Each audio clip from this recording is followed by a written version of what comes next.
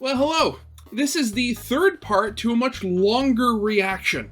If you haven't seen them yet, links to them are in the description as well in the top corner of the video. Now, with that out of the way, let's get this thing started then, shall we? Places we could start. Throughout my analysis of this game so far, I've managed to scoop out a lot of different elements of the game that could be considered as such. But before we get into that, I'd like to just define what diegetic really means in the context of this video especially. Generally, for something to be diegetic in a piece of media means that said thing exists not only as part of the experience for the player, but also exists in the actual world of the media itself. A very simple example of this would be, say, a song in a video game. Most of the time, music in games or media in general is used for the player's experience, but if a song in a game is diegetic, then it not only is playing in that part of the game as if it's from the OST, but is also a part of that section in the actual setting. It's the difference between being in a nightclub area and having a song from the OST to reinforce the fact that you're in a nightclub, versus having the song actually be played by a DJ in that nightclub. For Deltarune, to be much more general, we are identifying things that not only exist to serve or convenience the player, but also have a genuine impact on the game's story in some way or another. Things in the game that leave a real mark on it beyond just doing something neat for the player's sake. Beyond that, we may touch on a few things in this section that are just kinda cool and meta for the hell of it, and maybe stretch the definition a little thin, but I think everything counts in order to get as accurate of a picture as we can for what really matters in terms of mechanics that directly impact Deltarune's story and meta-narrative. So, I think to start going into this, because I've already mentioned this being diegetic in the previous sections, one such mechanic that I could describe as being diegetic has to be your own suspension of disbelief and ability to attach yourself to a piece of fiction. To me, it's sort of the equivalent of how Undertale had fading emotional investment as a diegetic mechanic, taking a broader concept involving video games and fiction and making that an actual part of the game's story and message. In Deltarune, as I mentioned already, your own suspension of disbelief is being used to form a tangible, in-universe connection to Deltarune's world, at least under the device theory's logic. I think this is a fitting point to start with, because this connection is the biggest factor that would be justifying the player's existence in the game. As I've shown in the past few sections, this game's core theme is about interacting with fiction, so it would only make sense to have that concept alone be made into a proper mechanic that impacts the game and story. But that isn't quite all there is to this idea. I've gone over how suspension of disbelief is diegetic to this game, but that specifically involves a general interaction with fiction. And not only that, but the question obviously ends up being raised of how far this mechanic can really go, as well as if it really even applies to all forms of interacting with fiction. Suspension of disbelief is mostly relevant to a piece of media that you learned of, something that was given to you or that you came across. So, what about a piece of fiction that you made? Well, it's here that I remembered an old friend. One that I forgot to actually bring up in the previous parts, but an old friend that deserves a solid mention in regards to what is diegetic to Deltarune. Is this Ralsei? Oh, determination. Now, look, I'm not about to go on a whole other tangent about this. I'm assuming you are about as, if not even more brain-rotten than I am if you're watching this, so knowing determination is about the Undertale Deltarune equivalent to knowing your fucking 10 commandments. I mean, you say that, but I mean, if you go to the, I'd imagine if you go to the, some random person on the street, I mean, if they didn't know them right off the top of their head, it would take them a fair bit to remember what the 10 Commandments are. Also, while it does seem to have different purposes between games, as we know it doesn't seem to be responsible for saving and loading in Deltarune compared to Undertale, we're not talking about Undertale, so we don't need to worry about that. All we really know about determination's role in Deltarune is that it's the thing that allows a Lightner to create a dark world if enough happens to be built up and used by one. Or, if you're a real cunning stan, where it once was what made saving and loading diegetic, it is now what makes the act of creating fiction diegetic. Andrew Cunningham! I probably speak for not just myself, but several other theorists when I say that Andrew's video on this certainly opened my eyes quite a lot to what the fuck this game is actually trying to get at potentially. But one thing always had stuck out to me when I first thought of this interpretation. Saving and loading is a much more direct mechanic compared to creating fiction. You don't really create fiction through a button press like you could save and load in Undertale, so how— I mean, I know there are those nowadays that would argue that AI can just allow you to do that, but I'm under the, the train of thought that if I ever meet somebody like that in real life, I punch them in the face. How exactly does making fiction as a gameplay mechanic manifest in Deltarune? Using the device theory, I think I got the closest answer I could get to this at the moment. By having your own suspension of disbelief, your ability to attach yourself to fiction be diegetic, it ends up serving the same role in my opinion. It justifies your existence and persistence in the game's world, and if determination can do that, even if not necessarily by the same means, then it's still doing its core job, I'd say, of literally being an act of determination, not being terminated by the game. And even for the Lighteners, while determination's main function is to just create fountains so far, rather than connections, you can still consider this to be how their suspension of disbelief is made into a tangible force. Their willingness to make a fictional world a real one to some extent is manifested by stabbing into the nearest gas pipe. And as I touched on already, there seems to be a common theme. Can you imagine if that was literally all the Dark Fountains were? It's literally just busted gas lines, and everything that you experience in the Dark World is literally just a collective hallucination from the concussive shock of the explosion. Of the Lighteners being a sort of reflection that would of be how the player that would be an engages with ending. Fiction, as the Dark Worlds are to them what the Light World is to the player. This is all to say, determination, in my opinion, seems to further support the idea of suspension of disbelief being diegetic, because aside from the creation of fountains being effectively a metaphor for just opening an exe file, I believe it also serves as a way to further the already existing connection and suspension of disbelief on the player's end. And if I'm right about the idea that we may end up seeing a darker world sometime in the future, if that's what the chair page implies, then it would especially make this interesting. Because again, why wouldn't the natural conclusion to making your connection a diegetic mechanic be to send it to its absolute limits? Just keep adding new links to the chain. I think it's important because there's a good chance we'll be referring back to this in the rest of what I'll talk about in this section. With that in mind, let's move on to the next mechanic that I consider to be diegetic to Deltarune. The menus.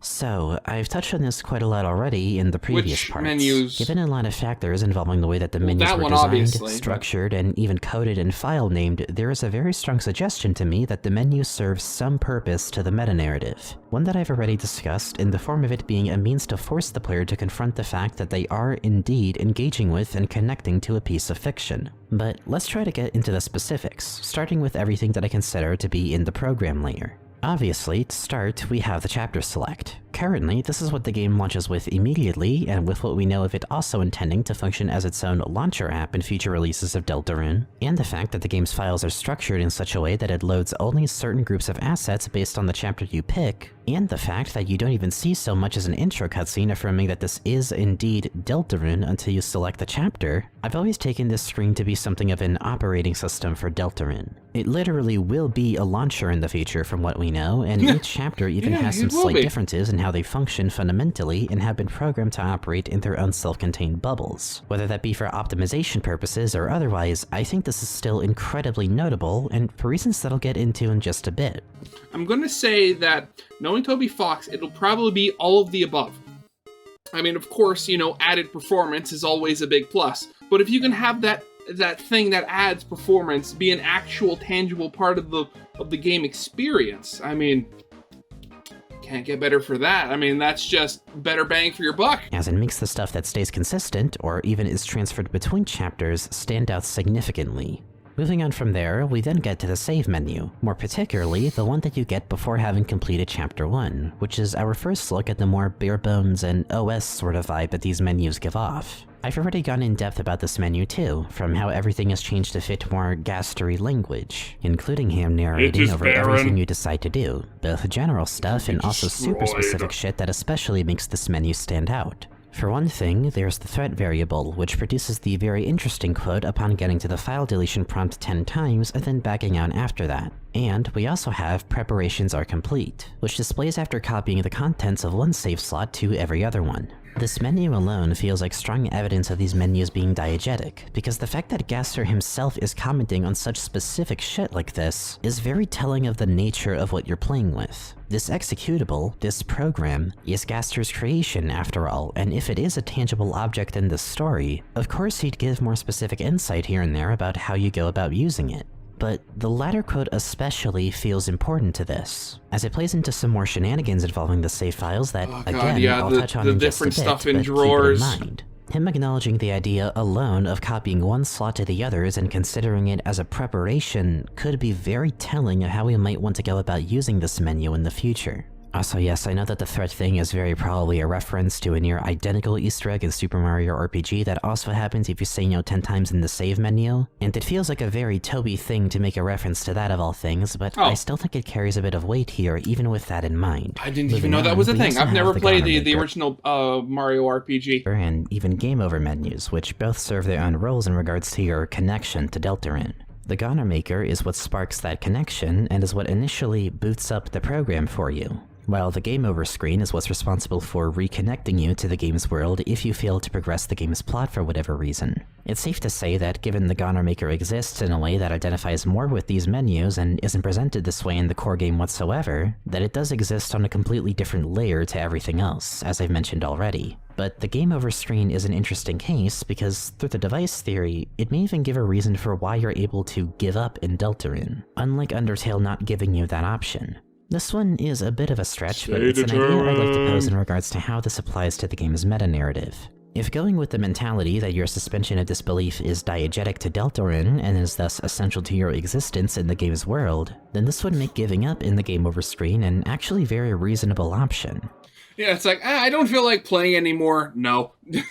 Think about it this way. In most games, if you do get a game over, you usually do get an option to just quit the game or go back to the menu. In a meta sense, this is you deciding to cut off that suspension and go back to reality to do something else. Using this logic, I believe this may actually even further reinforce the idea of your suspension of disbelief being diegetic because it's Deltarune's way of handling the idea of the player cutting off their own connection to Deltarune. If quitting at the game over screen is you cutting off that suspension of disbelief, that connection, then of course the give up option would do something like covering the world in darkness. Especially when your presence is stated to be the thing that contains the fate of the world and is responsible for pushing the story forward and getting the game's characters further along its plot beats, then of course giving up on your attachment to Deltarune's world would yield such a result. The future is in your hands, as Gaster puts it, and we know that we play a part in creating that new future. And in refusing to play a part in it, it ends up affecting the game's world severely by throwing away the future of it altogether. And once again, as I will get to soon, there is plenty of reason to see why the player even has this much power over that future, and why this connection is so important to not just the player's existence, but the fate of the world in general. The game over screen being a part of the tangible connection between the player and Deltarune is just one of many ways that the game manifests this. And with all that said, that's about the gist for the menus themselves. We obviously have to mention the fact that these are all the only occasions so far in which Gaster directly speaks to the player, which is notable. Again, I believe this adds credit to the menus being diegetic, as if the program exists tangibly on the same layer as him, then of course we'd have to answer to him if we ever end up in this space between worlds, as I've been calling it. Okay, now I'm just imagining that in reality, Gaster's literally just yelling at you from the other end of the room. Like, he's watching you, do all the stuff with the program. He sees you do stuff, he's like, very interesting. Or, that means preparations are complete, or, something like that. Just something really nonchalant. On top of the fact that he is the one behind the program's creation. Which brings us to the next piece of evidence that proves this is his creation. The all caps files. Yeah. As I've shown already, heard about those files, so many aside from times. Friend and Unused, pertain specifically to just the aforementioned menus and are structured and file named completely differently from the core game. And to further prove this, when looking at the rollout for the 2018 Survey Program demo, it lines up a lot more with the way that the all caps files were named. And on top of that, Survey Program is even under the version number 0.6.6.6. And given that it was packaged even as an installer, the terms and conditions for it even say that you accept everything that will happen from now on. All of these factors in mind, as well as the fact that Gaster himself is the one that provided both demos of Deltarune to us so far, and the fact that the all caps files all likely take place on the same layer of fiction as him, above the light world but beneath reality, is more than enough proof to me that we are supposed to see the actual executable of Deltarune as Gaster's own creation. If the game has acknowledged these menus as being created by a specific character in-universe, then that's pretty damn strong evidence that the menus themselves are diegetic in my opinion. Which leads me into the next important bit related to this. Unused may in fact not just add to the menus and executable being diegetic, but I want you to think about this. Unused is a script left in the files intentionally with lines of dialogue from a character we haven't met yet that's only been maybe referenced once ever in the game so far. And that reference is likely something you wouldn't even notice as being actually important unless you already knew about the unused script to begin with. Yeah. Otherwise, the only way that you'd even know about it is by going into the files of the game and stumbling upon it yourself, or sharing the word about it to others, which is something that Toby had advised against doing back in the Undertale days. Now, let me say this much again, I don't think that data mining will be required in order to understand Deltarune's story from start to finish. I think through some means, unused will become more present in the game, with more moments of it leaking through, like with Spamton in his shop. However, the fact that data mining leads to actually getting something of a lead as to what might happen later in the game, and implying that there is a character who is stuck in the program given the Elk House formatting who isn't even reachable in-game yet, might make the act of data mining a sort of diegetic mechanic. Sure, it doesn't directly impact the story in the same way that suspension of disbelief does, but if the program is a tangible object, then it would make data mining an act of picking apart that object, the idea of going where you're not supposed to, being taken to such a degree that even looking into the files now becomes somewhat part of the story. I just thought of something. Maybe the whole reason why the program works is potentially because, like, if that actually is Des is being used as, like, an anchor to her world. That's how the program is even able to, like, interact with stuff in the world to begin with. It's because it's using Des as sort of, like, a relay or something like that. Maybe not an essential or required part, but still a notable part of it. That is fucking insane. Yeah! And yet it tracks, because we are— Oh, wait a second! That too, wait a second, maybe if she is, potentially, she is, like, the piece that makes the whole thing work, maybe that's what the scratching she's hearing is. Like, it's the data miners. She's literally hearing the data miners scraping the code. Dealing with the creator of this program being heavily associated anyway with data mining, which, if the program exists in a space between worlds, then data mining would be an act of somehow going out of bounds in that space. And it doesn't end at just the unused script. While I do have a stipulation that I'm only going to heavily factor the all-caps files into my examination of the game's internal data as being relevant to the meta-narrative, since those are the only ones that seemed intentionally designed to be found by data miners, if we wanted to reach, we could factor the placeholder and error handler flavor text into this too. A lot of that flavor text is extremely cryptic, evoking imagery of being in some place that's just nowhere. Your voice echoing aimlessly, your vision becoming blurry and asking what you're even looking at, and even that cryptic as hell poem that, if anything, could be a reference to the appearance of the Mystery Man sprite if we really wanted to get silly with interpretations. Again, Yeah. I won't factor these too much into this analysis because I think the Allcaps files already gave plenty of fuel to prove that the program and menus are diegetic to the game and exist tangibly within Deltarune's larger story, but it may support this notion further. So, with that, I've laid out everything that proves that not only your suspension of disbelief is diegetic, but so are the menus themselves outside of the core game. The only thing I haven't mentioned in regards to this that might support it just a bit more is the fact that the window name does change quite a lot in Chapter 1 especially before completing it for the first time, as I went over in this survey program section of this series, but given that Undertale did the same on rare occasion, I don't think it's worth looking too deep into aside from mentioning it as still something that reinforces the executable being separate from the game world itself. Yeah. Although, I do find it notable that the only window names that happen to not be in all caps here are the ones that are used for when you're in the light world. The menus, Goner Maker, and even Dark World each use all caps window names. So, with all of that, I think I've made my point. This is what I mean when I say that the menus are diegetic. Because Gaster made this program and is speaking to us directly through it, it makes the use of it essential to not just navigating to the core game, but essential to channeling our own suspension of disbelief into a proper connection to Deltarune. Plus, a character in this game having made the executable and menus for you to play the game itself sounds pretty fucking diegetic to me. Yeah, very much so, yeah. But we still have something else in relation to all of this that I'd like to spend some time on, as the next mechanic that I believe to be potentially diegetic to Deltarune is probably the most bizarre one of the bunch that I figured out. That being, a mechanic that already was diegetic to Undertale, and still seems to be so here, but for what looks like a completely different reason.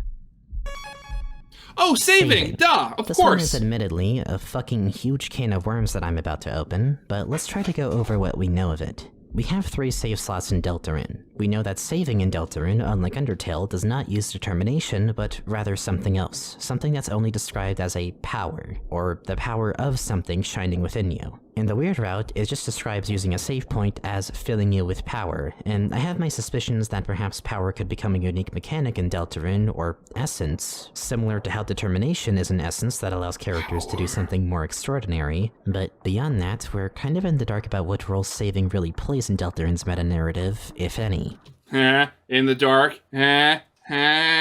And the thing is, it would be easy to gloss over this, but as I went over in part 1, there are a few things about the saving mechanic in Deltarune that suggest there's something more to it than just having 3 save slots for player convenience and nothing more. We can start with the fact that Chris's name only shows up in the Dark World save menu once, ever, if you don't have the Deltarune configuration file present, making Chris's name effectively something of a placeholder. But that's fucking weird too, because we know that in the actual save menu before you go into the game, the names for each file are still labeled as empty. I imagine, because I had said then, having Chris on every empty file would be a little on the nose and confusing. But the decision to have it only appear in the Dark World once when you use your first save point feels intentional because of this. As I said then, and will reiterate now, it feels like the game's way of reinforcing the fact that your connection to Deltarune has a substantial impact on Chris as a character. Once you make this connection, there is no going back. You've made your mark on them, and Chris is now inherently tied to your means of interacting with Deltarune's world. In the introduction of a player, Chris has now been made into the protagonist. That's just their role now. In that sense, this one instance of saving could be diegetic. However, I did make one conclusion about this when taking into account the fact that Chris can show up on all 3 slots in Chapter 2's save menu if you've never interacted with a save point before. That being that I don't think Chris actually has 3 save slots, or at least they don't have the ability to save like that. And it being possible to see Chris on all 3 slots at first is just a byproduct of this design choice that was originally intended for when you play Chapter 1 for the first time. And my evidence for this has to do with something I'll touch on later in this section, which is how the UI for even the Dark World isn't always consistent. In Chapter 1, you can only save to the slot that you picked from the main menu. It works like Undertale in that you can only save to that one slot, and you have to restart in order to switch to another one. But in Chapter 2, you're able to save to any of the 3 slots from a save point, which is especially odd because Chapter 1's save system stays exactly the way it was despite them having made a much more efficient system for Chapter 2. You'd think they'd carry this over to the first one, and yet they didn't. So that leads me to think that this is meant to be intentionally different between chapters, which could change later down the line, but let's say that that's the case. Gaster updated the program, that's all you can say. You know what else is interesting about the save system in Deltarune? When you try to save in the Light World through some hacking shenanigans, the thing that shows up is actually the same save system as in Chapter 1's Dark World. Or in other words, just Undertale's save system, as the Light World in general is meant to be basically just Undertale in a meta sense. Furthermore, Chris's save file before we save over it doesn't seem to have anything implying that they've even used a save point before, other than the first save point in Chapter 1 describing it as Chris reaching out to it by second nature. However, this can be debated, and it's a little shaky to really use this as a reliable piece of evidence for anything. Yeah, definitely. With that aside, in the Light World in Chapter 2, the save menu's UI only accounts for saving in the way that Undertale handles it. When you try to open the menu that shows all 3 slots, it shows the Dark World UI, which ends up going off screen due to the Dark World being upscaled. So this new system for saving isn't even accounted for in the Light World. By this logic, it seems that the ability to save to 3 slots from a point did not exist prior to sealing the Card Kingdom fountain. And given that Chris is from a world where saving only works on 1 slot and no more than that, it just wouldn't make sense for them to somehow have access to 3 slots. That, and them having that much power from the jump, would call into question why they even need the player's influence to begin with. Because, let me reiterate, I've established that the menus in this game are diegetic, which includes the main save menu. This is to say, our access to 3 save slots is part of Gaster's creation. Obviously, it's pretty damn useful to have, but this is only something we're able to do after Gaster allowed us to.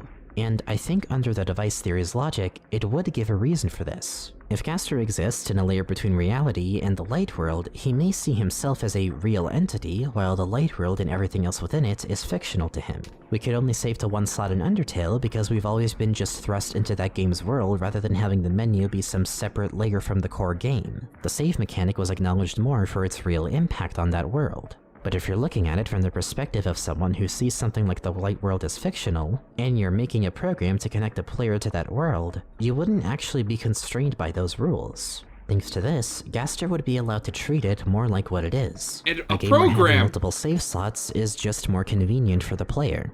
But that does leave one question unanswered still.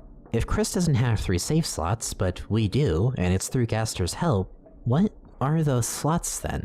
We can at least say that maybe the power that shines within you is just a way of referring to how the soul seals the fountains. It's a way of bringing things back to light because, as the player, you're connecting to a dark or fictional world from the much brighter reality, which could make saving an extension of that as you're using your real connection to tether yourself to a specific point in the story. But what are these slots in an in-universe context? Well, that's where we have to bring the other relevant details of the save system into account. For the very most part, saving in this game doesn't seem to really affect anything on a larger scale. Characters don't get flashbacks or deja vu like they do in Undertale. People don't remember some king of snow graves. But there's exceptions. 2 of them, to be exact. Really? The What are first they? one is Asriel's drawer. Between every the single drawer, save right. slot, the game plays and works completely identically except for the contents of this drawer in the first chapter, as each slot shows a different item in it. Beyond this, there are no fundamental differences in the game based on what slot you're playing. However, as I proposed in part 1, the fact that the game is even checking what slot you're in at all and using it to change the contents of itself based on that has potential to be used in much more significant ways later down the line. For example, imagine there's some puzzle later in the game and you've been sticking to just one slot this entire time and you can't figure out how the hell to get through it. It seems impossible. But then you go to the nearby save point, copy your save to another slot, and suddenly the puzzle now has an actual solution or some kind of clue to help solve it. And so you need to hop between slots to make progress or something of the sort. Or maybe between slots. Jeez, okay, now I just have to wonder, like, what is, like, Susie's and, like, Ralsei's, like, what did they see when this stuff happens? Like, it's just like, Chris touches a spot where the save spot is, and then the wall just disappears. Like, slots, there'll be an NPC in a specific area that ends up being a completely different character, or says different things, or just acts differently in general depending on what slot you're in. There is potential for this to go much further than just changing the contents of a drawer. And the only boring reason I could think of for why this is a thing is maybe Toby implemented it as a debug feature to see if the game actually recognized what slot you picked or something.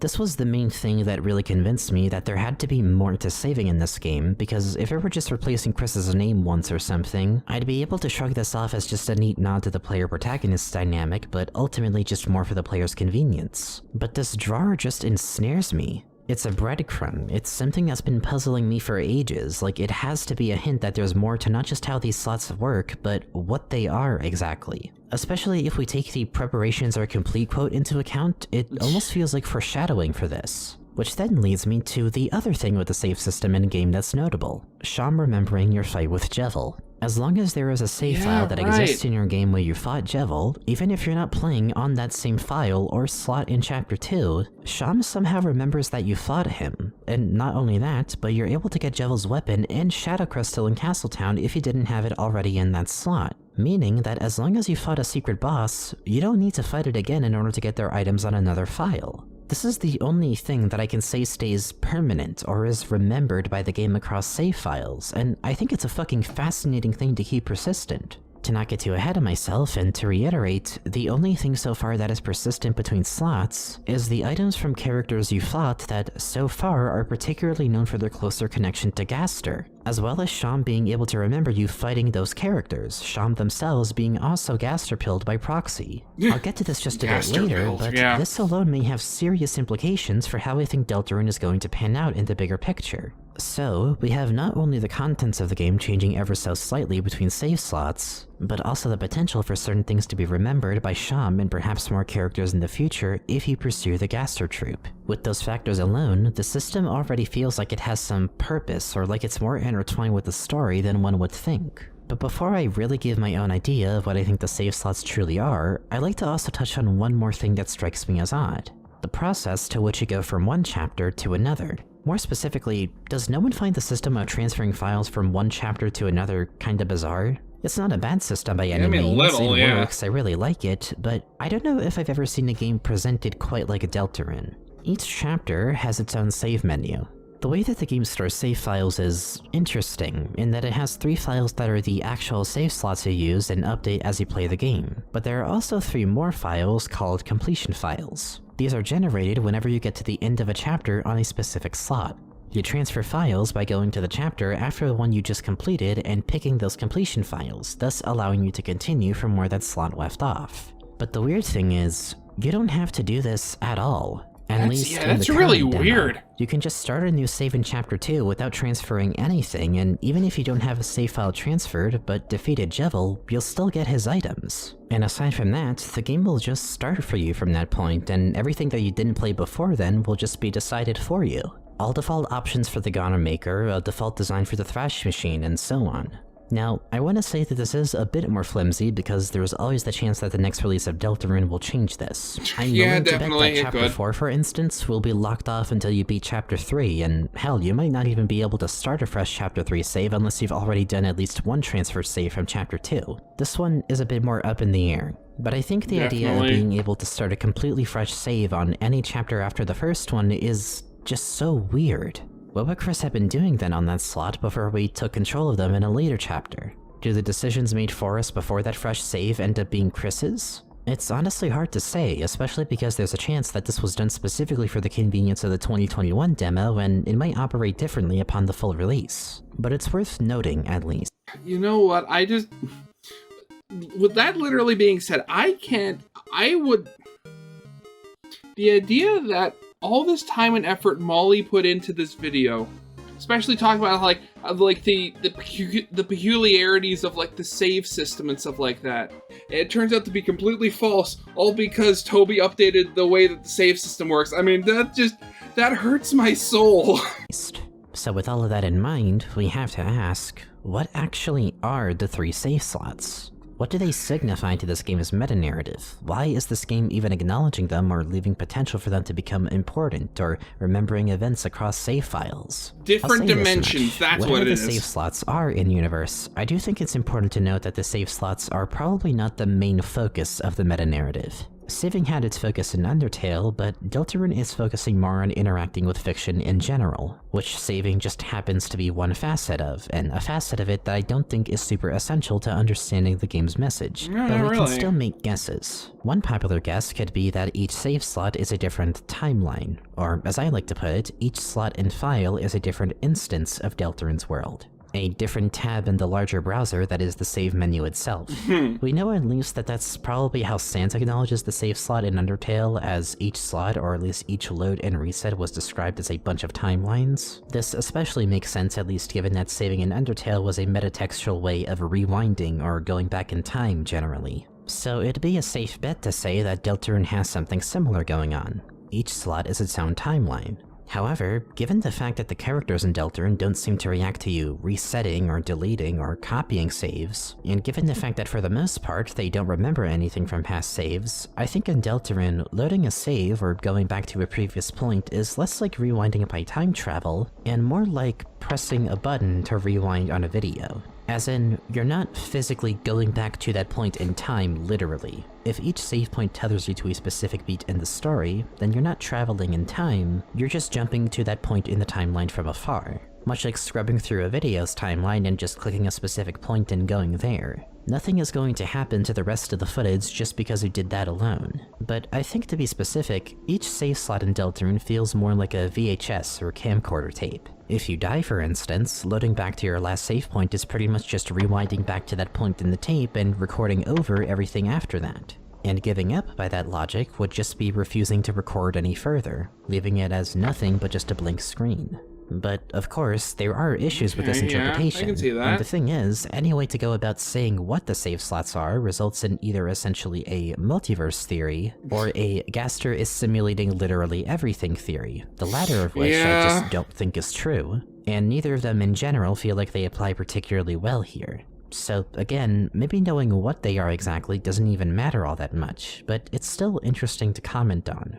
I'd like to think there's some secret third thing that manages to explain how each slot is its own instance without delving into multiverse territory, we don't really have that, I can unfortunately. only speculate so much before repeating myself and losing the plot completely.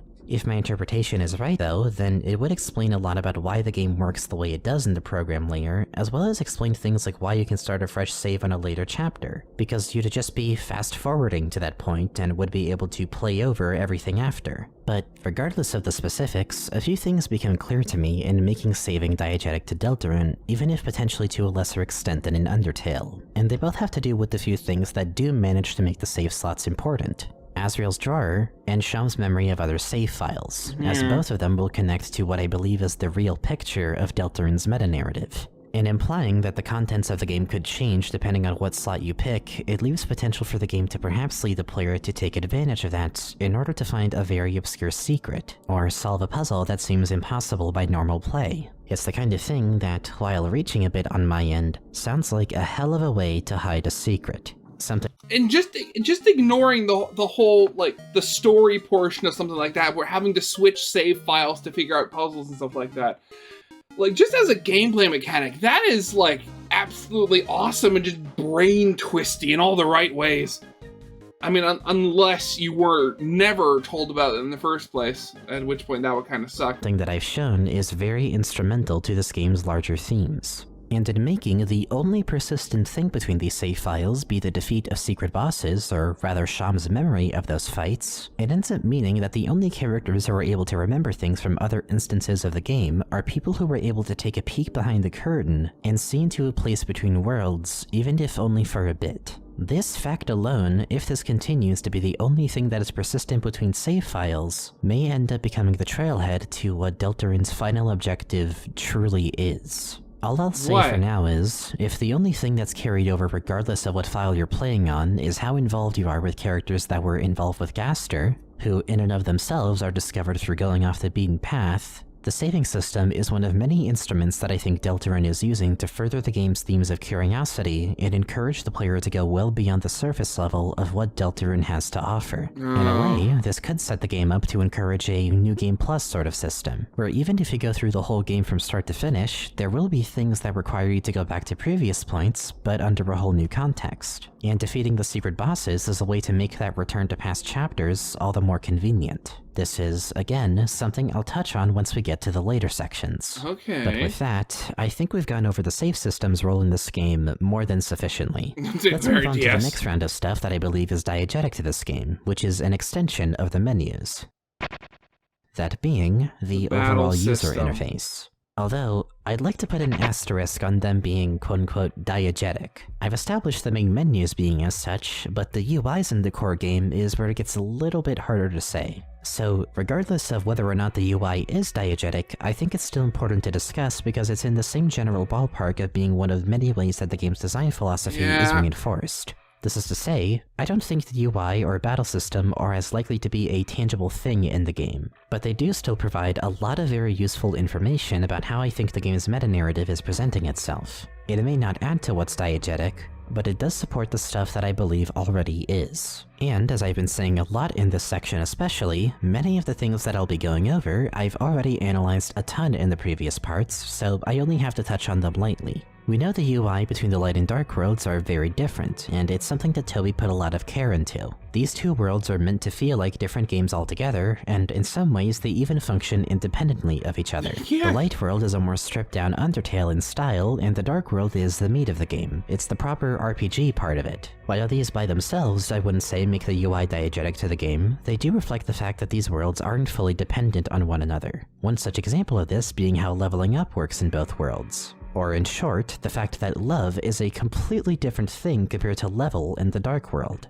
While love is likely something that's referenced by Spampton as the supposed hyperlink block he keeps yapping about throughout Chapter 2, and if so, may be rather important to the lore and how the player achieves more control over the narrative in the future, level operates completely You achieve more control over the narrative by murder. Differently from love, as a fellow Deltarune enjoyer Half-Bred Chaos has gone over, and even I have examined to a certain degree. No matter what you do in the dark world, even if you do the weird route, your love will always be at LV1, and level only seems to go up vaguely upon the ceiling of a fountain as far as we need to be concerned. There's definitely more to it than that, but at this point that's worth its own video. And if that were all, then I'd be able to leave the UI at that.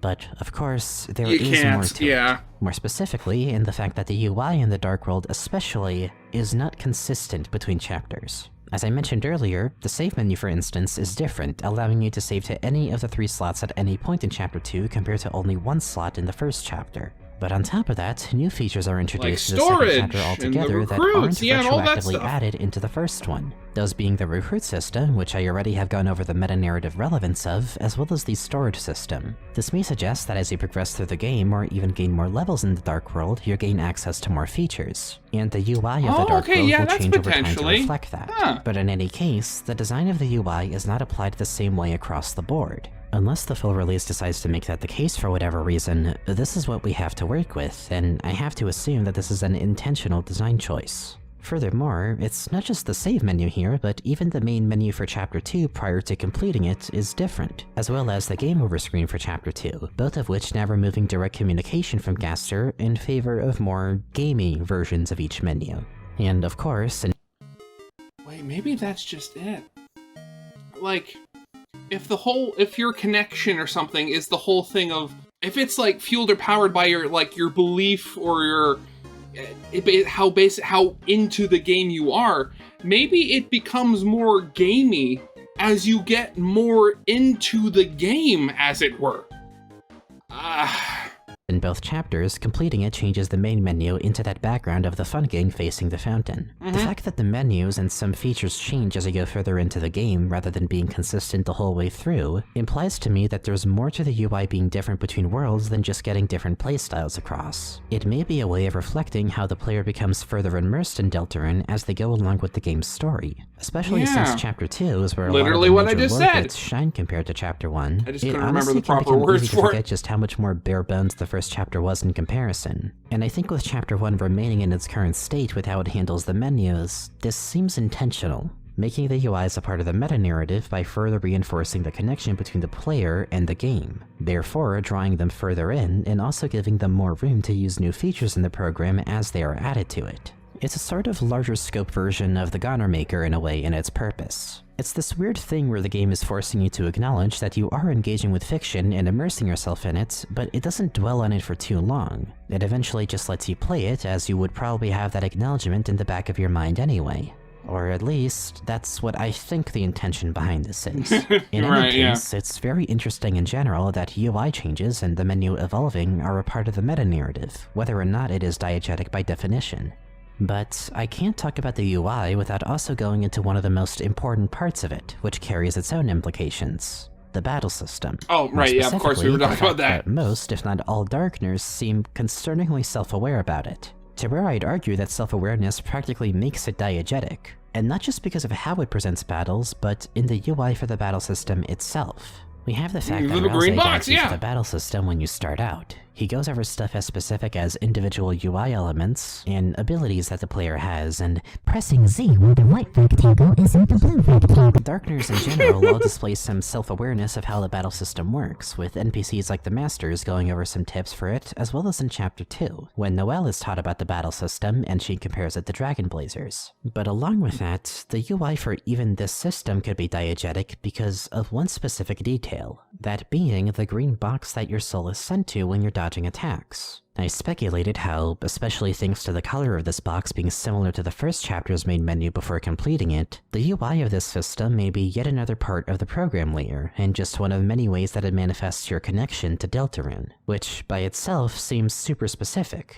But when you consider how there's characters like Jevil and Spampton who both have attacks that take up the entire screen by expanding the battle box, while it's a stretch admittedly, given their backstories, maybe there's something to it. Especially for Spampton Neo's They're case, manipulating actually, the because system. Guess what else is a weirdly similar shade of green? The strings that keep him held in the air during that fight. Yeah. And on top of that, cutting those strings is what causes him to just shut down, as if those strings are the reason he's even able to function. Given the overall nature of this fight too, when you consider how the Spampton Neo fight is the only one where the yellow soul is used as both a response to the blue attacks, but also potentially being a means of intervention by Gaster to keep Spampton from going too far out of line, would it be too much to say that the strings holding him back are the doing of the program itself, or even Gaster?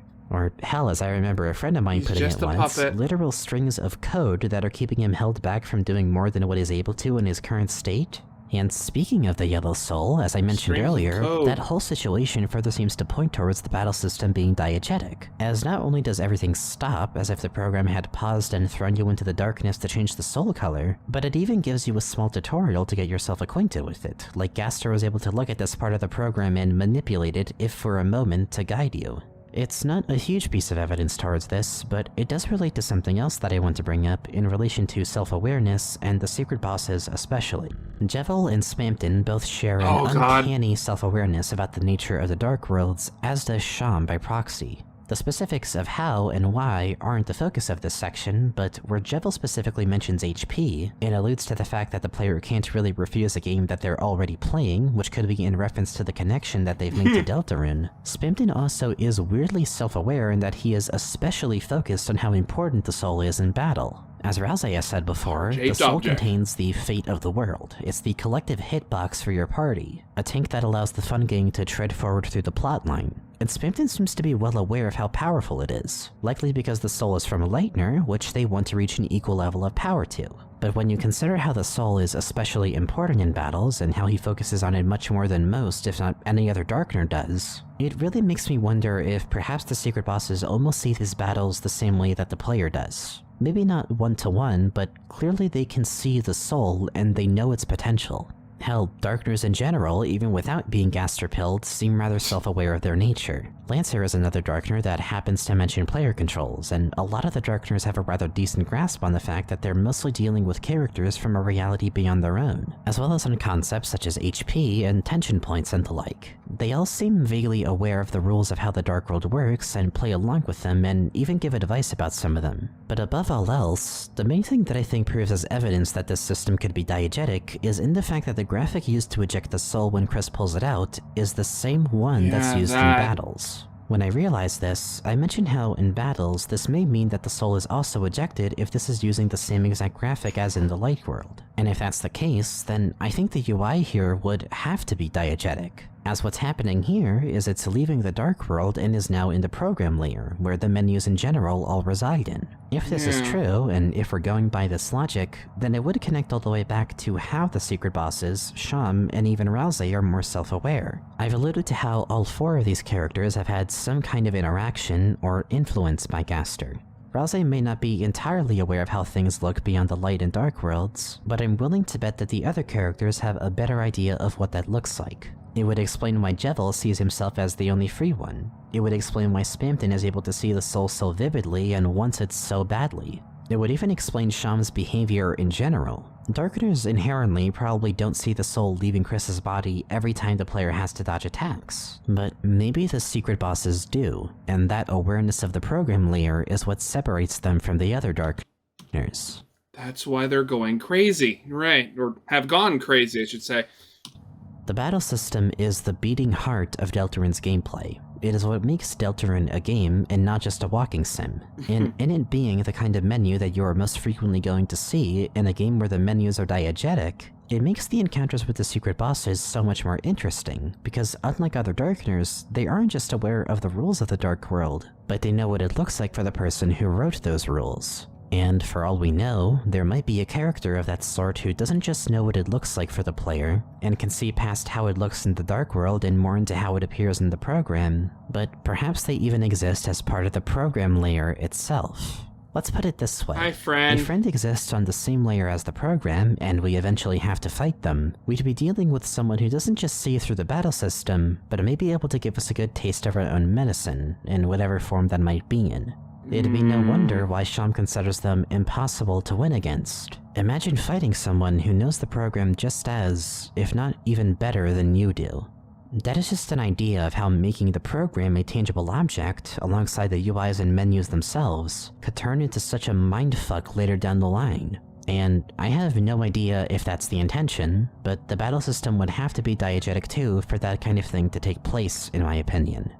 Now, before we finally move on from this point, I do want to touch on one more thing with the battle system that relates to the meta-narrative, which I mentioned back in part 2. The Susie vs. Lancer fight being a rare case of a fight triggering, even without Chris being immediately present. We know that Toby pointed out how the soul still comes from off-screen and in the general direction that Chris would actually be in. And we also know that if you somehow manage to get Susie to no health, a game over will still occur. I already went over the deeper meta implications of this, so I'll only touch on it lightly here. And I said this earlier about the whole potential of, us having to run away, like us, the player, having to run away from Susie when she finally figures out that we're controlling Chris. It might be because she's in the party that we're forced to come to this. Because, because evidently she probably, did fight and stuff like that when she was just with Lancer. But it's not until she became a part of the party again that, stuff started happening. Aside from me having already established that the battle system is yet another means for the program to manifest the player's connection to Deltarune, this specific fight is a case where it demonstrates more blatantly what the player's role in this system is, in my opinion. Going back to how we know Gaster's motive for the player's involvement is to create a new future, and the future being in our hands popping up as a somewhat frequent point in the game, I think the battle system essentially functions here as plot beats. These aren't just fights, they are what must happen in order for the story to progress any further, regardless of whether you're on the main track or not. Getting a game over here, even though Chris and Ralsei are still alive in this fight, that doesn't matter because it's not about who did or didn't die, it's about if you are able to keep the story moving forward, presumably closer to that new future that Gaster mentioned. And getting a game over here just means that you failed to secure that possibility. Sure, that also could mean that everyone died, most of the time being dead would probably do that. But Deltarune also knows this, and I think that making this distinction is important. Regardless of whether or not the whole party survives, if the fight calls for things to go a specific way, then it has to go that way, or else you're just not going to move forward. That metaphorical tap will be waiting until you choose to run it.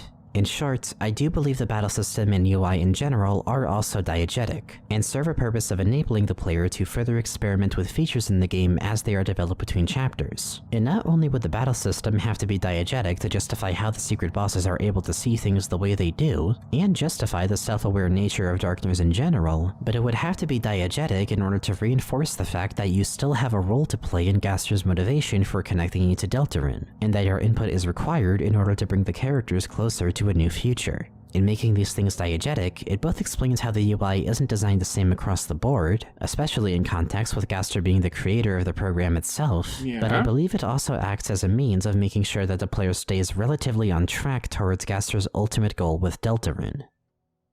With all of that said, I hope this interpretation of the battle system and UIs in general for the meta-narrative has been holding up, and that you haven't gotten lost in the middle of all that, given how esoteric the specific point feels to bring up.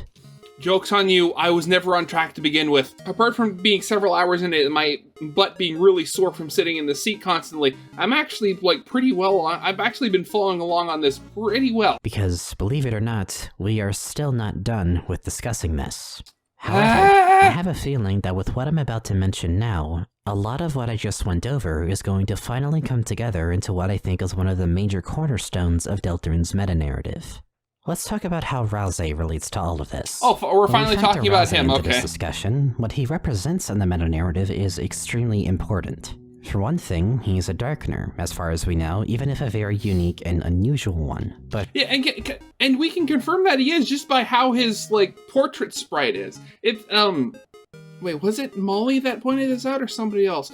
Either way, if you look at all of the text sprites in the boxes and stuff like that, Lighteners are always just black and white and stuff like that. They don't have any color to them. Ironically, it's the Darkeners who have colored sprites.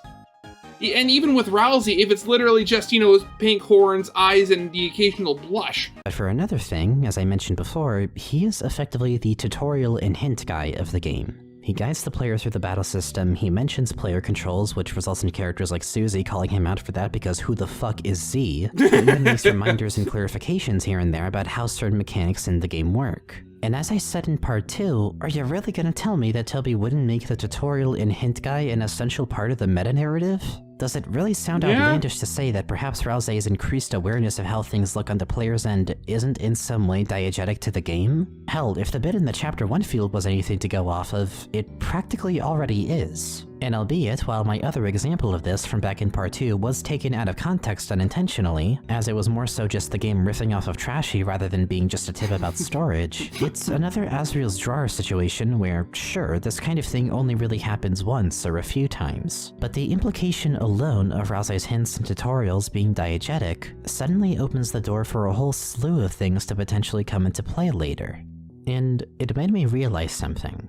Something that would prove that not only is the UI diegetic, but something that puts a lot of what I just talked about regarding the Dark World, and its changing UI over time, into perspective. Ralsei is diegetic, of course! In the previous section, I went over what I believe Chris, Susie, and Noelle all represent for Deltarune's themes and meta-narrative, and how they are all relevant to the game's core theme of escapism. For Ralsei, he's an interesting case, and I originally excluded him because he doesn't really have anything to escape to. Therefore, the core theme doesn't really apply to him in the way that it does to the Lightners. But he does represent something in the meta-narrative that I think is incredibly important to factor into this. Ralsei, for the course of the game so far, seems to be pretty much on a quest to make everyone feel as happy and comfortable as possible. I know there's theories about him being sus, or perhaps even him being secretly evil and planning to betray the party later down the line and become Omega Ralsei in Chapter 12 after he remembers her Snowblade. But I personally just think that while, yes, he absolutely is withholding some important information and only opening up about it when he absolutely has to, I think that while he does come across as a bit weird, he genuinely just wants to make all ends meet. He wants the fun gang to go on enjoyable and memorable adventures. He wants the Darkners to be brought to Castletown so that the sealing of the fountains doesn't just erase them from existence. Even if that means he has to withhold info or shrug certain things off when they're questioned, I don't think it's because he's trying to lie to them on purpose or send them on a deceptive quest. He's just waiting for the right time to talk about it. After all, just telling your two most important colleagues that the world is going to fucking end if you don't help him right now and spilling the beans about literally everything would probably be a little bit much, and I don't think it would really be a good way to bring them on his side. But yeah, I believe that's what we in the business call coming on a little strong. Above all else, I think Ralsei also knows that revealing all of that information would not only be a lot for the characters, but he also knows that it would be spoilers for the player. See, I theorize that I think a lot of the times when Ralsei is referring to Chris in game, he is more likely actually referring to the player. A lot of the stuff that he attributes to Chris just doesn't really apply to them, but it does apply to the player's experience and what they can do. Or, in general terms, I think Ralsei is not just the tutorial and hint guy, but is a personification of the game being incredibly observant of and concerned with the player experience, which makes a lot of things about the Dark World really start to come together from a meta-narrative standpoint, such as the UI changing between chapters. After all, who is the one that talks a lot about those new features in the save menu? And who's the one that even guides you through the battle system itself? Ralsei, much of the time, is guiding the player through the game as best as he can. He knows what it looks like vaguely on the player's end, which means that he'd have to also be aware that there's something, some tangible thing that is allowing the player to see the game's world in the way that they do. Of course, Ralsei is the UI designer. I swear, at one point, if we do not find like a point in the game where the UI is unfinished and it's because Ralsei was pulled away from it too soon, oh, that would be perfect. In this sense, the UI is diegetic, if for any reason, because Ralsei knows that it exists just by the sheer virtue of being the guy who has to explain everything to the player in the first place. When acknowledging his role in the game, how the game itself changes as you go back to Castletown to expand upon it, how the menus are improved upon conveniently around the time that the fun game becomes more familiar with the Dark Worlds themselves, the fact that again, on any occasion at all, Susie has to ask Ralsei what the fuck he was talking about when going over something that is only ever relevant to the player's experience, this is the picture that I feel is being painted. Hell, even him withholding information could be a result of this. If he knows that the player sees this as a game and nothing more, then he'd know that to the player, not only would spilling all the beans be overwhelming to the characters, but it'd also spoil the plot. And that would damage the player's motivations to keep going through the game, and it'd be pretty fucking bad for the pacing of the story. Even though to him, and perhaps even to the Lightners, this is much more than just a fictional story. It's why Ralsei is even so casual about how the player goes about playing the game. He suggests suggests that you should go about the game by being more of a pacifist and recruiting everyone, because that's what would make the game's characters and world building more rich compared to if you attack everyone. He doesn't condemn you for attacking people, he's just telling you, the player, what he thinks would be an overall more fun experience than just blazing through the game and not bothering to do things like expanding on Castletown. Recruiting more Darkeners is a way for the game beyond the Dark Worlds themselves to be more fun and provide more things for the player to do and mess around with. Plus, being nicer in this game does result in more entertaining moments in the story. He's not saying be nice just because it's the right thing to do. He's saying try to be nice because it's otherwise more you might fun. not have a lot of fun with the game or story if you don't. Of course, there's nuance to this statement, especially when you consider things like the weird route, but we'll get to that in just a bit. My point is, I believe Ralsei has to be aware of the existence of the game's menus and user interface. Maybe he doesn't have a picture-perfect idea of what it looks like, but clearly the UI has to be tangible to some extent. Because that's how Ralsei knows of not only the player's existence, and not only how he can guide the player through the game, but how he's able to use the UI in his own favor. Because aside from everything else that I've just mentioned, you know what else Ralsei has done? Twice, in fact? Shifting the player's perspective away from him and Chris into Susie's point of view. In both times that he's done this, we cut back to him saying, "So that's why," to Chris, as if at the tail end of a conversation that happened off-screen. Ralsei has used the cutscene mechanic of this game to ensure that the player not only sees the story progress as it should, but to also ensure that he and Chris have alone time without the player listening in on them. And even more interesting is Ralsei might not even be the only one who's used cutscenes in that general state in the game against the player. Think about what Chris has done by pulling the soul out. In both chapters, they've done it so that Chris can have full control over their actions, even if only for a moment. But in both instances, it's resulted in our perspective being limited. We can't know fully what Chris did without our influence, aside from some educated guesses. Had you not checked thoroughly, you wouldn't even have noticed the TV was plugged in between chapters, and in Chapter 2, they I didn't even notice that when I played. Specifically so that we can only hear Toriel and Susie's dialogue, having no idea what the hell Chris was doing outside until just a bit later. While Ralsei has shown blatant control over what the player can actually see in the Dark World compared to Chris just finding convenient ways to keep the soul contained, this potentially reveals something that blew my fucking mind. If cutscenes and the idea of being locked into the plot is being used against the player as a means of limiting what they can do or see, and is something that the characters are not only aware of, but even use to their advantage, that can only mean one thing. Cutscenes are diegetic. You know, with all this that's going on, I can't help but feel that this is very much almost like a bunch of D&D players conspiring against the DM. Like, they're, like, in between sessions, they're purposefully hiding stuff from the DM so they can start messing with them. Or specifically, the nature of cutscenes as a concept in video games is what's diegetic. It's something that characters can become aware of and use to limit the player's perspective. And in the meta-narrative, I think that's extremely important. In a game that's focused so much on interacting with fiction, but more importantly in this case, themes of freedom, autonomy, and choice, are cutscenes not the enemy of those themes? Are cutscenes not inherently a way to keep the player locked away from doing anything at a point in the game? Are they not a way to enforce linearity, or a sense of there being no other way for certain moments to go? Cutscenes are used against the player in games, but in Deltarune especially, to mark points of no return. Points where you can't break the game's rules and it puts you in your place. It's a mechanic in Deltarune that perhaps may remind you of what you were told just before being put in Chris's shoes, after being robbed of the vessel you had made, that you can't choose who you are in this world, that your freedom of choice only goes so far. I think when dealing with the core theme of how people interact with fiction, it makes sense to me that something like this would be diegetic to the game. And that's not even the end of the implications that this carries. But before we continue on, I'd like to touch back on Ralsei and his concern for the player experience, and one more thing that sparked me becoming so sus of Ralsei especially, that being the if you don't have a good time, you're going to uninstall the game and never play again, thus Ralsei ceases to exist.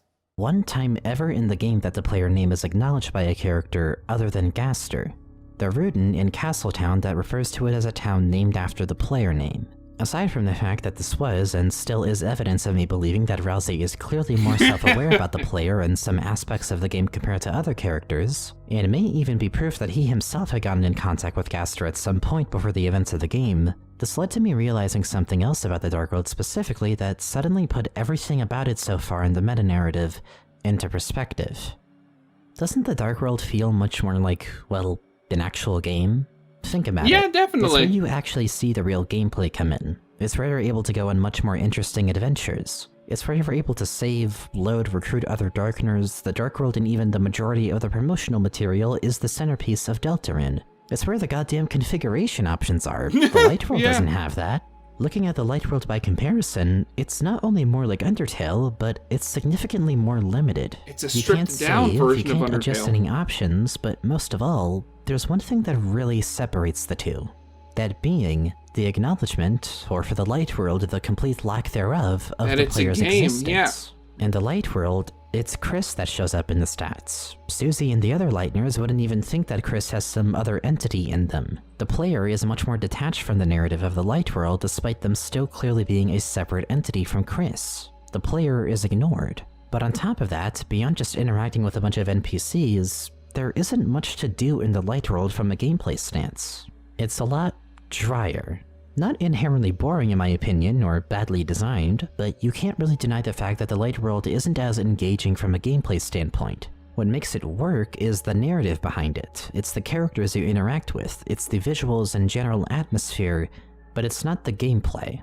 But in the Dark World, even with any potential flaws in the gameplay, it's immediately more engaging. There's mechanics that are much more relevant to the player's experience, mechanics that even get evolved and improved upon between chapters so that it's more comfortable for the player. You suddenly become much more important to the narrative in the Dark World. You're the centerpiece of the battles. Ralsei is accounting for the player as much as he can, and even reminds them about mechanics that get added into the game over time. The player is acknowledged much more in the Dark World. The Dark World cares about your existence, enough so that a Darkner even says that they heard of Castletown being named after the player.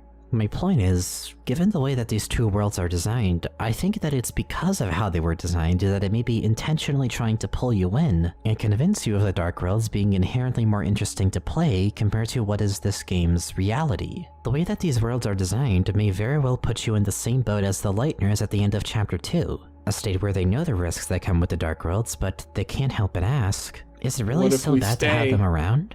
When you think about the increased amount of options the Dark World gives you, the increased opportunities to go off the beaten path in the Dark World, the more fleshed out mechanics, the more adventurous and grandiose stories that take place, doesn't the Light World just feel so much drier, so much less freeing in what it gives you by comparison? That's review for real life. Gameplay mechanics are very limited. Can't find the options. Only have one life. What is this? I mean, hey, don't take just my word for it. Jar sure seems to agree. But rather than me seeing it as a flaw, or something to be fixed in the game, perhaps that's the point. That the game is designing the Dark World so differently from the Light World because it wants you to be along for the ride that the Lightners are on, finding more engagement from the game's fictional world compared to the game's reality, further manifesting the game's themes of escapism. Sure, this means that the Light World is less interactive and not as exciting as the Dark World, but this is reality. Reality isn't often exciting. Yeah? It can be interesting if you take the time to look around, talk to people, learn about what's going on in town, but if you're just intending on going from point A to point B and not make any stops along the way, then yeah, it's gonna be a lot more mundane. And you might just want to only dive deeper into what isn't real. Now, I will admit that this does also propose that the Dark World has to make up for the Light World being a lot simpler in gameplay. And I personally think that it does so far, but there are definitely still places where the gameplay in the Dark World can improve. The combat definitely could still be fleshed out and could better account for players who would rather fight instead of recruit everyone. Some mechanics in general can be made more interesting. The element system certainly seems very underdeveloped, and I hope it becomes more important to the combat system. And honestly, if the game was intending on designing the two worlds this way, then I'd hope that that's part of the focus for the next chapters, is on making the battle system as fleshed out as Toby and company can make it. Especially for a game that is going to be as big as Deltarune, I doubt that it can get away with a more bare-bones battle system like Undertale could for most people. Yeah. But even with that, I don't think it breaks this philosophy completely.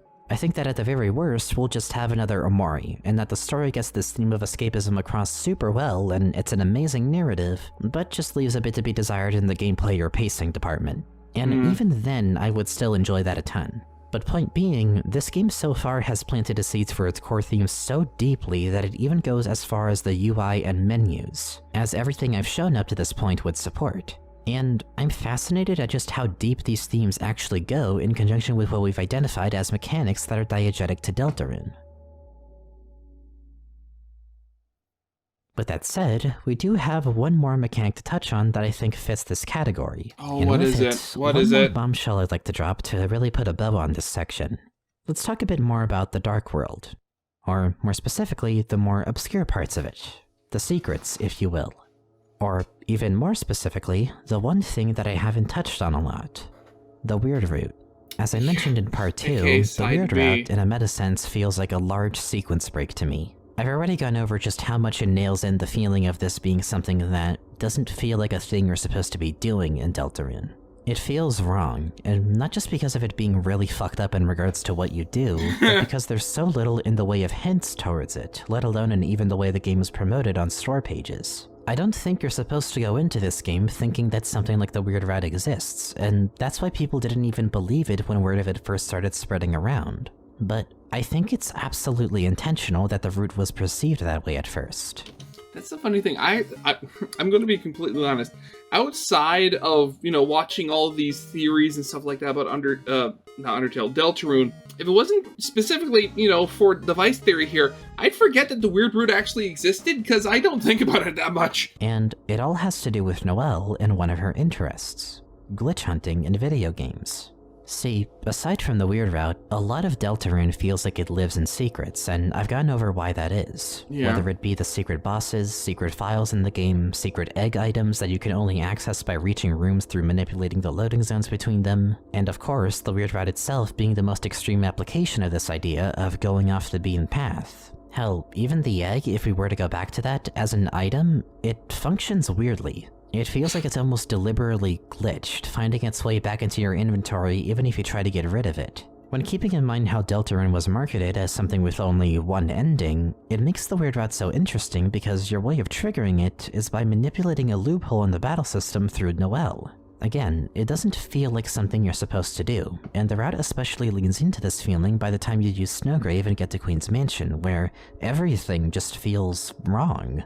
It's no wonder people thought that the weird version of Spampton Neo's fight was just scrapped content because, yeah, how could you actually believe this to be a real part of the game unless you saw the route for yourself? There's a general feeling of the Weird Route being a strong antithesis to a lot of the things that hold the player back usually. But once force the player to see a cutscene of Susie and Noelle at the Ferris wheel is now completely skipped over, with even Ralsei being shocked about it and realizing something has gone horribly off script because the player's perspective couldn't be shifted anymore. Or at least maybe Chris wasn't allowing that to happen now. The Weird Route, in a meta sense, is you breaking the game, or at least breaking the intended structure of Deltarune. It's you going as far beyond the beaten path as possible to the point that it becomes something else completely, in your own quest to force a different outcome from the main one. And in doing so, it ends up giving the player more control over the game. So much so that Noelle even begins to notice your presence as a terrifying voice that whispers to her. One that isn't Chris's. The Weird Route forces your projection onto Chris so much that you become noticed by other characters, and Ralsei begins to lose some control over what you can and can't see or do in the game. It gives you so much more control that it allows you to override Chris's actions completely, allowing you to whisper Noelle's name. Not Chris, but you. It's through this route that you're even able to override one of the cutscenes in the Light World by having Chris step towards Noelle while she's talking to herself, up to bypassing that scene altogether, something that you'd never be able to do in the main route. A lot of the things that count as digging deeper into Deltarune involve going further off script, doing things that Ralsei has to shrug off, doing things that feel completely irrelevant to the main plot and yet feel all the more relevant to the bigger picture of the game. Maybe it's not the more often tread path, and maybe it's not what was originally intended for the player to see, but it's still a part of the experience. And I'd even argue it's what the player is ultimately meant to see, as they're encouraged to dig past the surface level at some point or another. If not through the Weird Route, then at least through the secret bosses and shadow crystals. Especially given the persistence of Sham's memory of those fights if you manage to battle them. And especially when looking at things like the egg and the weird route, one could say that perhaps glitch hunting, or secret hunting in general, may be diegetic.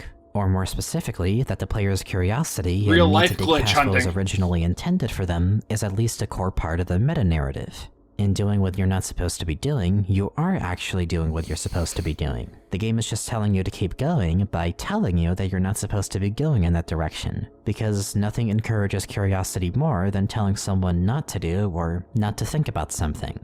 And it's interesting, because here we have an example of something that is diegetic that focuses on going as off-script as possible. And when looking at everything that I examined, something clicked in me. Deltarune, to me, feels like a constant struggle between the things that are off-script and the things that are on-script. Cutscenes, for example, keep you on-script. They keep you in your place. They remind you that to some extent, you have to be dragged along whether you like it or not. But then you get something like the weird route, where you get to go as off-script as possible and completely derail the story, in a way that not even Ralsei could have anticipated, and everything in between are lesser or greater extents to these two ideas. In the meta-narrative, it's about what's on-script versus what's off-script. On-script versus off-script. Linearity versus non-linearity. I believe the meta-narrative is a power struggle.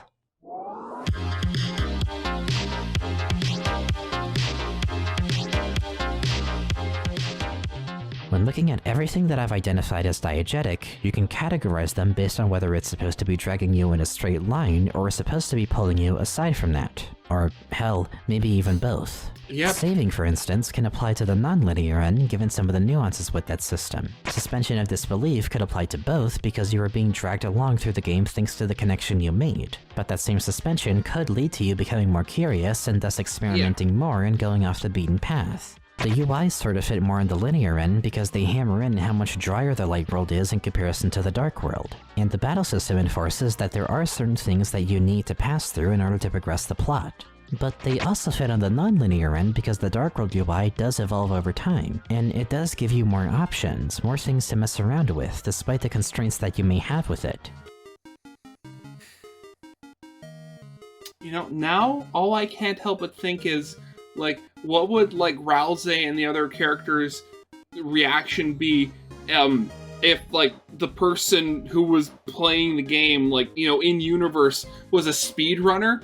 So they start doing all, like, the pixel perfect and all, like, the frame perfect stuff to absolutely break collision and break cutscenes and stuff like that. And they beat, like, King in the first chapter in, like, 5 minutes, and everybody's just really confused. Through this, I believe I've not only identified what mechanics are diegetic to this game, but why those mechanics are diegetic in context with Deltarune's themes. Everything I've discussed in this section is pulling you towards either following along with the game or breaking the game entirely. And this dynamic, this struggle between whether linearity or non-linearity makes a more engaging experience, especially when considering there's characters like Ralsei who base their entire role in the meta-narrative off of managing that experience and trying to guide the player towards what he believes would be more fun for them. It makes it all click together.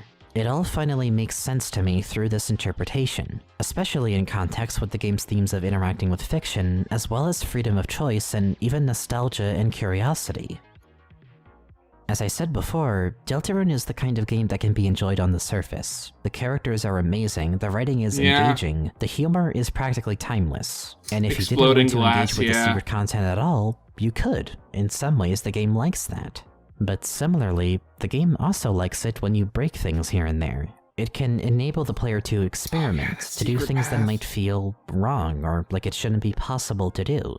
In having this tug of war in regards to what makes a better player experience, and having the player be pulled towards either linearity or non-linearity, it allows much more focus into some of the game's core themes, and it's thanks to these mechanics being diegetic that the constant push and pull between these two ideas is even possible. And with that, I think we've finally answered this first essential. To recap, the mechanics that I've identified as being diegetic there are still to two Deltarune more, are right? your own suspension of disbelief and creating fiction. The menus, or program layer as I call it, as a tangible device in the story. Saving, albeit to a lesser extent than in Undertale. Data mining, the UI and battle system in general. Cutscenes, and hunting for secrets and glitches. All of these mechanics put together each serve the game's meta-narrative and core themes in their own way, but ultimately play into bigger questions that Deltarune poses of what makes players get more enjoyment out of fiction. Why digging into something beyond what was intended for them is so enticing for the player. If a linear experience is more enjoyable than a non-linear one, or vice versa. Alongside already serving the game's core themes, they establish a dynamic in the meta-narrative that I think will become incredibly important and that I'll expand on further as we get into the next few sections of this video. But the main takeaway from this section is that everything that is diegetic to this game, to me at least, has established a focus on linearity versus non-linearity. And that is more than enough of a takeaway in my opinion to say case closed on this section. We've got a major piece of the puzzle here already. Although, there are a few loose ends that feel worth mentioning at least, things that I feel are hard to find a place for and don't feel super vital yet, but do still fit in this section. For one thing, we do still have aborted weird routes to take into account and how that factors into the meta-narrative. It's an interesting case because given the weird routes being on the extreme end of non-linearity, aborting one would be an act of going back to the main route after having gotten lost in the NB Sigma grindset sauce for just a bit, but not fully. There isn't much to comment on for them, but one thing that is notable is the Twisted Sword in relation to this route, as it's an item that requires the weird route exclusive Thorn Ring. An item that, at least for now, you can only keep with you if you don't go through with using Snowgrave on Birdly, or else Noelle would keep it on her and leave the party with it. This may change later down the line if Noelle rejoins our party and we can nab the ring from her that way, but as it stands, this makes the Twisted Sword an item only attainable through aborting a weird route. But the implications of this in the bigger picture are still vague, even if notable. The other thing is, the other item that's needed for the Twisted Sword, the Pure Crystal, which we know has some relation to the Shadow Crystals given this item's reference to Sean. This may be the result of fusing all of them together when you defeat every secret boss, but it's hard to say for certain, especially when any of this could end up changing in the full release of the game. Yeah, but of course. If this is the case, and if the former is true about the Thorn Ring being aborted route exclusive, then it makes the Twisted Sword potentially an item that requires you to both defeat every secret boss and abort a weird route. I don't know about you, but that does sound like a pretty elaborate way to get a super powerful secret endgame item to probably break things in a whole other way, but there's no telling for certain if that's the intention yet. But as for the Shadow Crystals themselves, they are worth a mention in this section. Since you get them only from characters who have interacted with Gaster and thus would have a better idea of what things look like in the program layer, I would also speculate if whatever it is that the Shadow Crystals are fused into may have a more direct use in regards to the meta-narrative and breaking the game, so to speak. However, I'll save my more specific thoughts on the Shadow Crystals for a later section. For now, I can at least say that if the secret bosses are so important to the meta-narrative, then surely the reward for defeating all of them would likely have to do something to really shake things up not just for Deltarune's world, but maybe even your connection to Deltarune itself. But let's leave that in the oven for just a bit longer. We finally answered the first major essential of this meta-narrative. So, let's move on to the second one, and go back to our protagonist and examine something a bit more specific. At least that will be after we take a little intermission. Oh, thank We've been goodness! going on for about 3.5 hours now, and I know how some of you freaks work. Go get a snack, hit the bathroom, what have you. Okay. Yeah, so, I'm gonna call that here for today. This recording has gone on for, well, for me, 4.5 hours. Oh, and I know I've been making sure to take like breaks at least every hour just to, make sure my circulation in my legs doesn't get cut off. But yeah, that's definitely it for today. I don't know if I'm gonna have the chance to finish this tomorrow, probably in a couple of days from me recording. We're gonna have to see. But I swear, this entire thing, it is absolutely nuts. I mean, I'd say this goes in depth into like trying to figure out like the nitty gritty, like how trying to theorize like what potential weirdness we can find in the future in future chapters. But this isn't going like going over with a fine-tooth comb. This is going over like every individual little grain of sand and examining it. And Molly, if you ever watch this, because I know when I posted my reactions to part 2, you thumbed them, you liked them on Twitter. But if you ever actually watch these, you have a level of work ethic just shown by this video and its absurd length that would be able to change the world. And I thank you that instead of doing something productive in the universe, you dig so deep into Deltarune and you help losers like me who would never ever think to try to do something like that myself. Oh god. But yeah, that's gonna be it for now. I know I'm gonna have to actually go out. The thing is, I started just, you know, a little bit behind the scenes thing.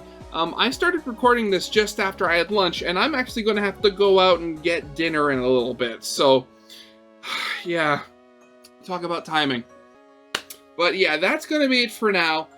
I hope you guys liked. If you did, leave a like, subscribe if you have not. Of course, as always, original videos linked in the description. Corner cards will lead to other parts, all that goodness. And yeah, that'll be it for now. So yeah, goodbye.